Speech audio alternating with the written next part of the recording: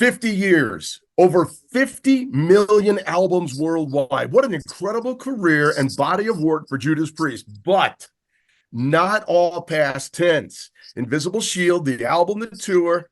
Where the heck is the fountain of youth that keeps you all sounding so tight, crisp, and vibrant as you get older? Hey, Kevin. Hey, El Paso. Hey, everybody. It's your metal guard.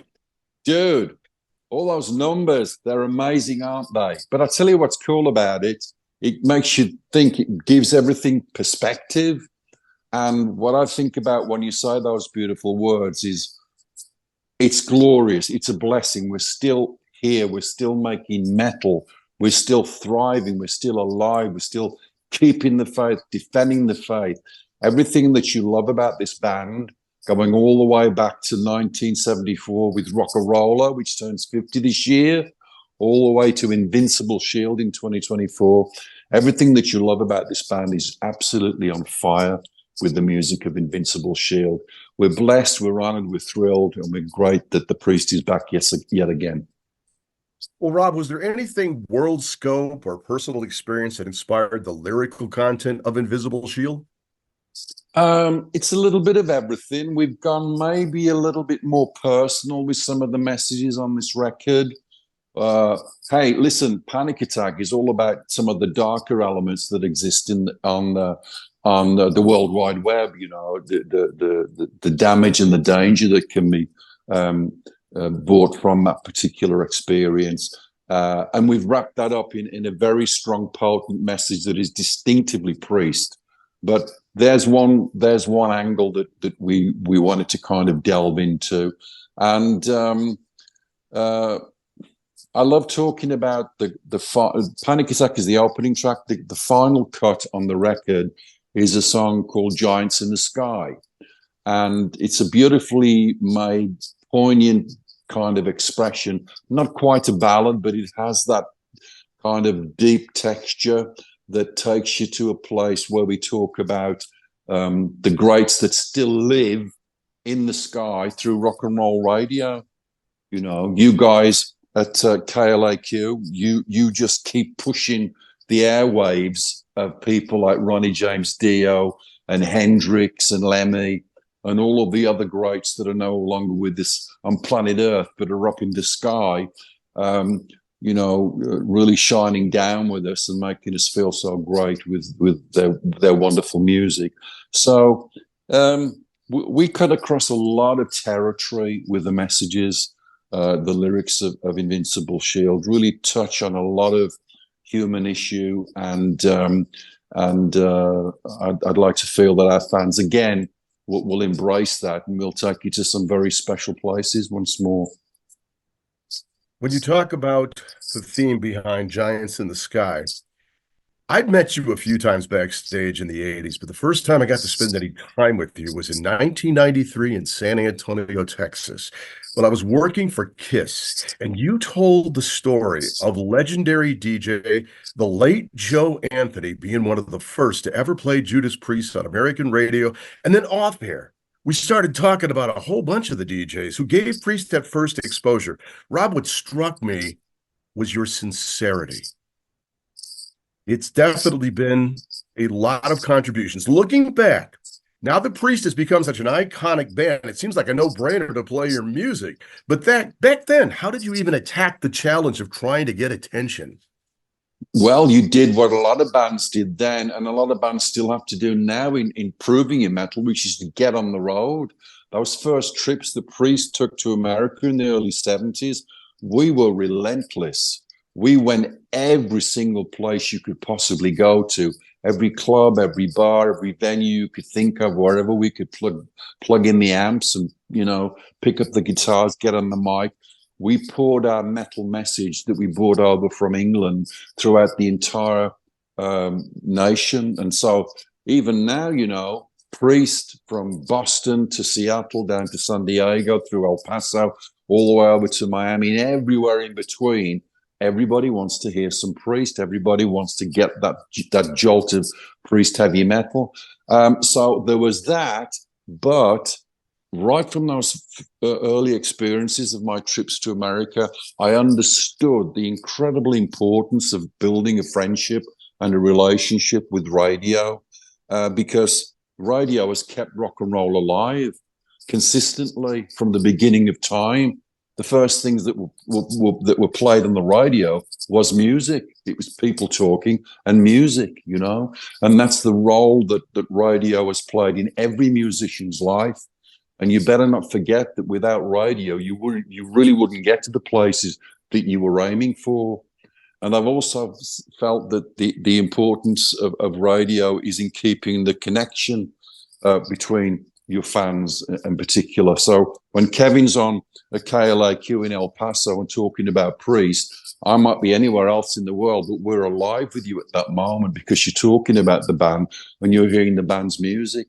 So that part of who we are, the fact that we've gotten to these places together is not lost on me. You know, it's very important to me as a musician to never let that go. That love affair that Priest has had with rock and roll radio is vital, and it's still alive and thriving.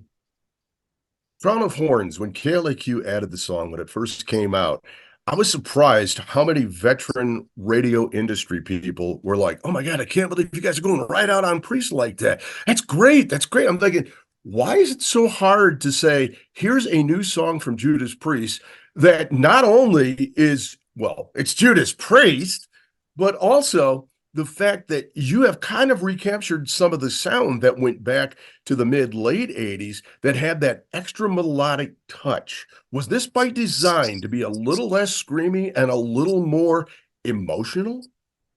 Well, those riffs, those melodies, those memories that we create with the music have been intact with this band for as long as we've been together. We've never again lost sight of the importance of, if you've got a song that you can take home with you in your head, or you've got a song that you can sing in the shower, that's a big deal, you know. If that's a song that you can sing along with in your car, you know, when you're going to or from work at KLAQ El Paso, that's important. So when you're making metal, as Priest has been making metal, to have those types of emotions really driving home the songs, yeah, we know what we're doing. We don't really plan anything per se. It's so from the heart. It is so kind of uncluttered with any overthinking. It really is a part of the DNA of Judas Priest. It's also instinctive now. You know, we know who we are as a band. We know what we're seeking to achieve. And so all of these textures that you're listening to on Invincible Shield do take you to different places.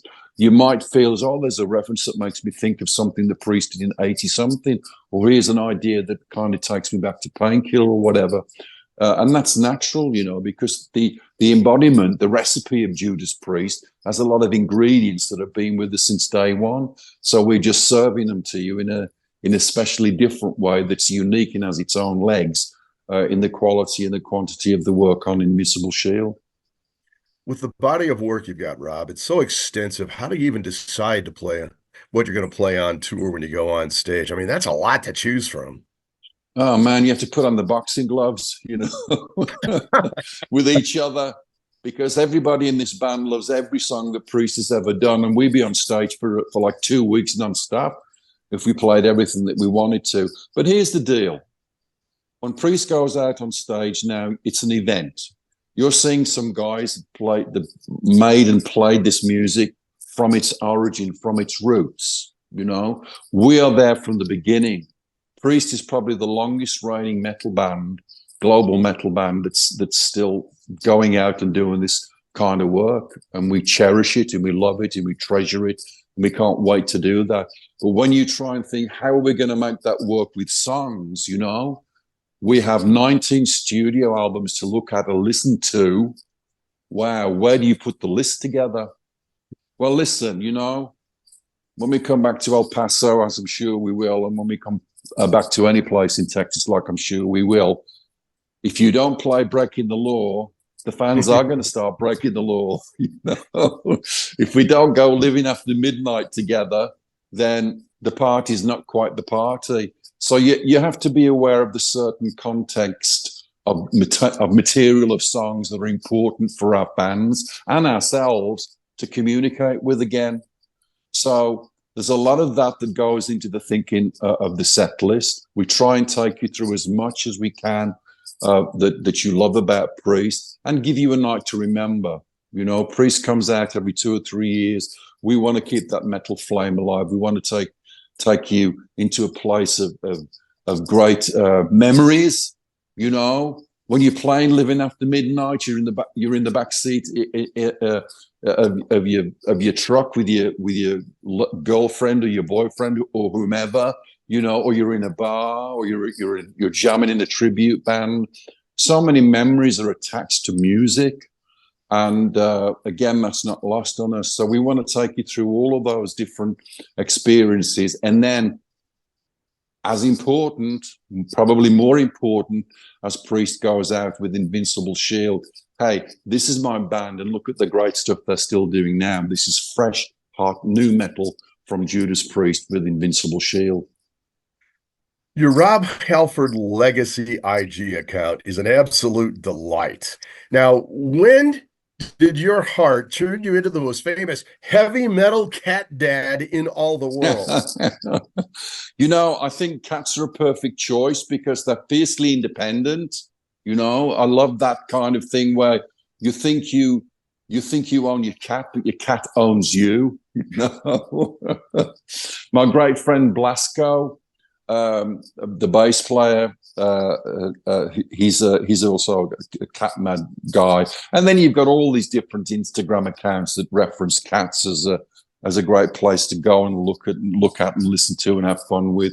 But I just love, though, again, the variety of different kinds of cats. You know, cats are like rock and roll. They're all coming in from different angles and perspectives. The difference between a Persian, and a ginger tom cat, or a Sphinx cat, they're just great creatures.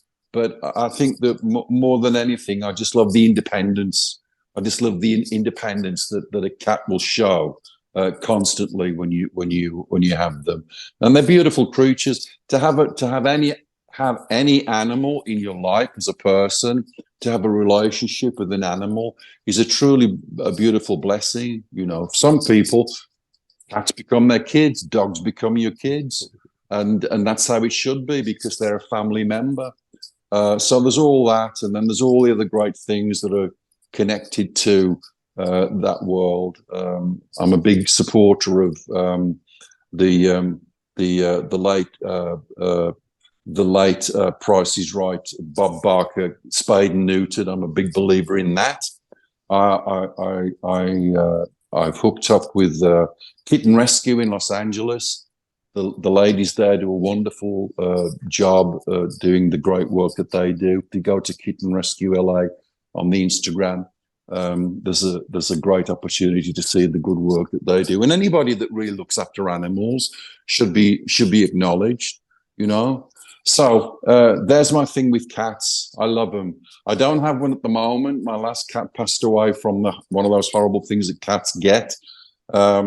But cats are in my heart, and yeah, heavy metal cats, they rule. Rob, you have this amazing range, singing melodically, screaming for vengeance, or almost crooning, as your Christmas music attests to. By the way, absolutely outstanding work on Christmas. Any advice for would-be metal gods for how you can nurture and maintain your vocal quality and texture over the years? It's an instrument. You have to learn where to take it. Some of us can take it to certain places. Some of us can't, you know. Again, it's from the body. It's not like a guitar string that you can change if it gets busted, or a drum head, you know. But it is very much an instrument. You learn to utilize it. You learn to explore and have adventures with it. And I'm a lucky guy. You know, from those early days of those early bands, I was experimenting with what the voice could do. I took a lot of my inspiration from the greats, whether they were Janis Joplin or whether they were Ian Gillan, even going all the way back to the great blues people like Rosetta and all these early primitive blues, right? Muddy Waters, there you go. Little Richard. Listen to those voices, and if you can, try and articulate something like that, because then you get to see your range. And I'm just blessed, you know. I can do a lot of things with my voice. It's a blessing. It's a gift. I like to do as many things with it as I can across the board. So when the idea to make the first Christmas album, Winter Songs, was presented, I had no idea what I was doing. I just go in there. I love Christmas. I love Christmas carols. I love Christmas music. I love the feeling that Christmas gives to us all. Whether you believe it or not believe in it or not is irrelevant. The power of Christmas time on a spiritual level is very important to me. So the music connected to Christmas is equally important. And I had a blast with Winter Songs. And then we fast forward a few years, and the opportunity comes again to make the Celestial album with my brother on the drums and my nephew Alex Hill, Ian Hill's son, on bass, and a couple of other friends. It was a real family affair. But I just tried to throw out a different set of arrangements and ideas on Celestial, and I think we were able to touch some other elements that are still from your metal god, but sharing some emotions that come from a different place.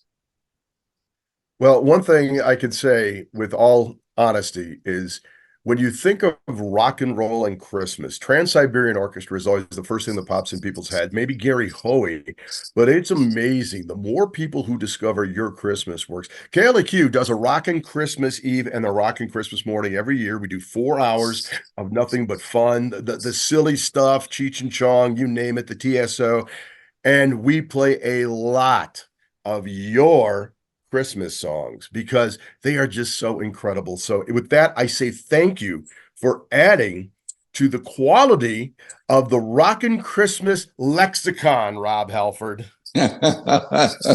Well, thank you, Kevin. I appreciate again those kind words. And I think it's really cool that you guys at KLAQ really, you know, throw all of this out, because there are certain bands, certain singers that ordinarily you would go, who is this guy? Did he say Rob Halford is doing a Christmas album? How crazy is that? But these are the things that happen into your life, you know, to either do a Christmas album or out of the blue, you're doing a song with Dolly Parton. I'm like, am I losing my mind? Dolly Parton is calling me. And we're going to do this song called Bygones from her Rockstar album, which is so great. They're just wonderful, joyous moments, and you grab them. You know, I never say no to anything. I always bring everything in and think it through and just see what I can offer. And if I can, you know, step up to the mic and give the performance that I want to give, that I think has relevance and it's going to make a connection in a certain way, then I'll do it. But yeah, the Christmas album was a great moment, and I'm looking to possibly doing a third one when time permits. So Christmas time with the Metal God is always something to look forward to. I'm guessing it won't be in 2024 because with Invincible Shield, the new album, 11 tracks, and you've got the tour that's about to take place, you're going to be a pretty busy guy this year. The calendar is absolutely full. Yes. I've been having so much fun talking to my friends in rock and roll radio throughout the United States and here in the UK. We've got a better system now for getting metal and rock and roll out into the world. So I've been doing all that. All of the guys in the band have really been working hard to let everybody know that this brand new Priest album, Invincible Shield, is about to be launched. And then the tour starts. The world tour starts. We begin in March here in the home country in the UK. Our first show is in Bonnie, Scotland, in Glasgow, in a few weeks' time. And then we go all over Europe for the first leg, and then we come to see you guys. We're doing 2 or 3 legs of the USA. And then I think we finish in Japan somewhere in Christmas time in December. So we're out on the road for most of this year, you know, doing what we love to do and reconnecting with our heavy metal maniacs. So touring is important. I got to tell you, it's not getting any easier. But it never is easy to tour. It doesn't matter whether you're a new band or a band that's been around the block for 5 decades. But the joy of being out on the stage, no matter where you are in the world, that's what it's all about, man. That is that absolutely beautiful moment of reconnecting with your fans and making that special moment happen once more in metal. Well, best of luck to Judas Priest. Best of luck to you, Rob. And very important, best of health. Continue, please. Need you around there, Metal God. Kevin, I ain't going anywhere, buddy. I'm going to stay here screaming my tits off for as long as I can. And I got to say thank you, Kevin. I really appreciate you. You're a dear friend of mine and of Judas Priest. And we thank you so much for everything that you're doing for us at KLAQ, El Paso, Texas. We love you. Check it out. Priest is going to be back.